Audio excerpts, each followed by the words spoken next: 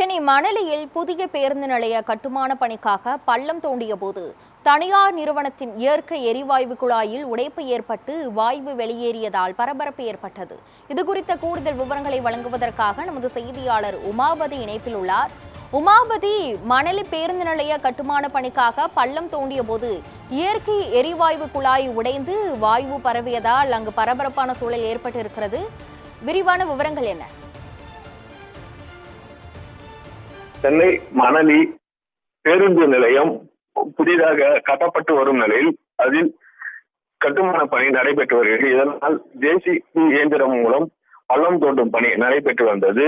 அந்த வழியாக மீத்தேன் எரிவாயு குழாய் இருந்ததை தெரியாமல் பள்ளம் தோண்டும் போது அதில் உடைப்பு ஏற்பட்டு புகையாக மாறி மீத்தேன் கசிந்த நிலையில் உடனடியாக தீயணைப்பு துறையினருக்கு தகவல் கொடுத்த நிலையில் முருகானந்தம் தலைமையில் மணலி தீயணைப்பு துறையினர் சம்பவ இடத்திற்கு சென்று அந்த பள்ளத்தில் தண்ணீரை பீச்சடித்து கட்டுக்குள் கொண்டு வந்தனர். இதனை அடுத்து மணலி மண்டல குழு தலைவர்கள் மற்றும் பகுதியை சேர்ந்தவர்கள்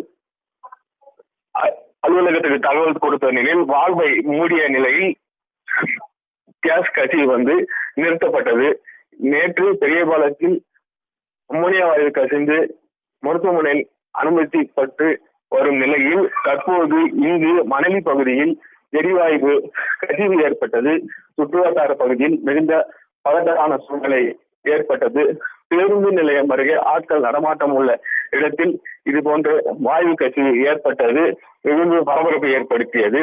தீயணைப்பு துறையினர் சம்பவ இடத்திற்கு உடனடியாக தண்ணீரை பீச்சடித்து கட்டுக்குள் கொண்டு வந்த நிலையில் பதட்டம் தணிந்தது. விரிவான விவரங்களை வழங்கியதற்கு நன்றி உமாபதி.